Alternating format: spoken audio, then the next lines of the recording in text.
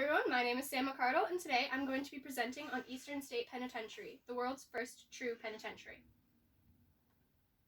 Eastern State was one of the most famous prisons of its time, and it was an important aspect of world and Pennsylvania history.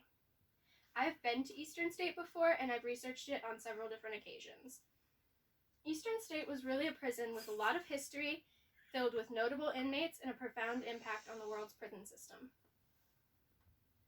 Eastern State opened in 1829 and closed in 1971. It was built on a system of solitary confinement, and each cell only had a bed, a toilet, and a skylight so that inmates could talk to God. When they were moved around the prison, they had hoods over their heads so that they couldn't talk to each other. The founders did this so that the inmates wouldn't interact and share their criminal tendencies, and so that they would be reformed by the prison system.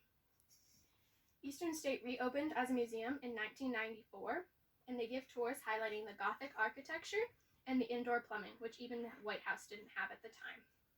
They do haunted tours in the Halloween months for people who like this sort of thing. As I said, Eastern State had many notable inmates, and the first I'm going to talk about is Al Capone, who was a famous mobster of the time. He was known for many crimes, such as the Valentine's Day Massacre, but he was in Eastern State for tax evasion. One thing that's special about Al Capone in Eastern State is that his cell was very lavishly decorated. It had a lot of furniture and even a radio, which was very different from all of the other cells in the prison. The next inmate that I'm going to talk about is Willie Sutton.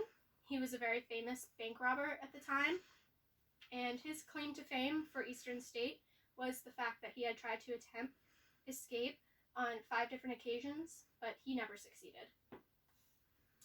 And the final inmate that I'm going to talk about is Morris the Rabbi Bulber. He was the head of the poisoning ring in Philadelphia, which enabled women to kill their husbands for their insurance money. He was nicknamed the Rabbi because after his incarceration at Eastern State, he joined the Jewish synagogue at the prison. And Eastern State had a very profound impact on the world. In the 1700s, prisons were in need of much reform. They were basically holding pens for men, women, and children all in the same place, and they were rampant with abuse, fines, and unnecessary executions. After Eastern State's opening, over 300 prisons around the world, namely in South America, Europe, Russia, China, and Japan, were built using its system. Eastern State was the basis for the Pennsylvania state system of prisons, which we still use to this day.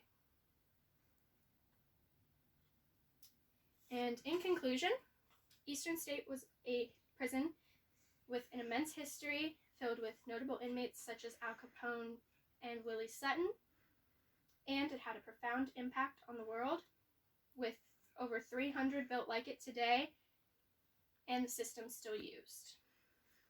This is a Charles Dickens quote that he wrote after he visited the prison. He said that the system is rigid, strict, and hopeless solitary confinement, and I believe it, in its effects, to be cruel and wrong. This basically means that at the time, solitary confinement was a great thing for prisons, but today it simply would not work.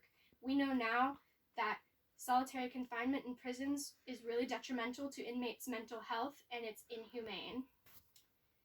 So, now you know just a little bit more about world and Pennsylvania prison history. Thank you.